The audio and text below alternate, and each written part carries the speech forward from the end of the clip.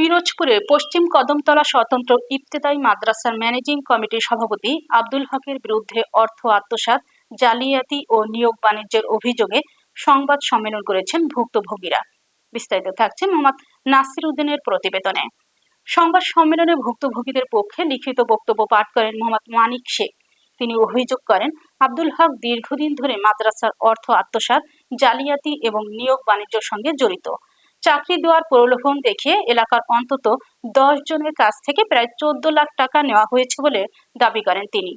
কেউ প্রতিবাদ করলে তাকে মিথ্যা মামলা দিয়ে হয়রানি করেন। সংবাদ সম্মেলনে আরও দাবি করা হয়, পশ্চিম কদমতলা স্বতন্ত্র ইবতেদায়ী মাদ্রাসায় নিয়মিত পাঠদান হয় না এবং আবাসিক বিভাগেও কোনো শিক্ষার্থী নেই।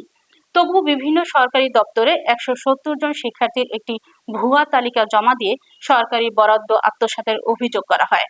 ভুক্তভোগী মনিরা জেসমিন বলেন, চাকরির আশ্বাস দিয়ে তার কাছ থেকে 2 লাখ টাকা নেওয়া হয়েছে। অপর ভুক্তভোগী আতিকুর রহমান দাবি করেন, প্রধান শিক্ষক পদে নিয়োগের প্রলোভন দেখিয়ে তার কাছ থেকে 3 লাখ টাকা নেওয়া হলেও চাকরি বা টাকা কোনোটিই ফেরত দেননি।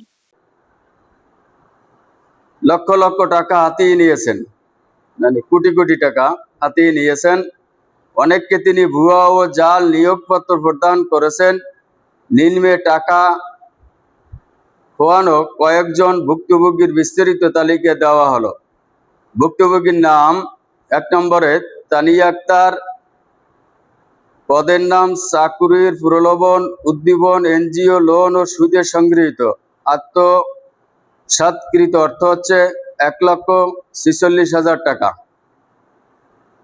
নম্বর 2 মনিরা জেসমিন, চাকরির মিথ্যা প্রলোভন থেকে প্রতারণা করেছেন 2 লক্ষ টাকা। নাম্বার 3 আতিকুর রহমান, প্রাক্তন প্রধান শিক্ষক পদে নিয়োগ দেওয়ার কথা বলে তার কাছ থেকে হাতিয়ে নিয়েছেন 3 লক্ষ টাকা। নাম্বার 4 শাহজালাল, মৌলভী পদে নিয়োগের কথা বলে তার কাছ থেকে নিয়েছে 2,50,000 টাকা। নাম্বার 5 পরিতোষ চন্দ্র মৈত্রী, চাকরির মিথ্যা প্রলোভন থেকে তার কাছ থেকে নিয়েছে 2 লক্ষ টাকা। নাম্বার 6 মণিশঙ্কর মণ্ডল, চাকরি দেওয়ার কথা বলে তার কাছ থেকে নিয়েছে 1.5 লক্ষ টাকা।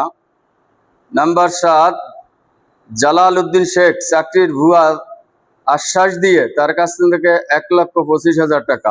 মোট উল্লিখিত আত্মসাৎকৃত অর্থ হচ্ছে 13,71,000 টাকা।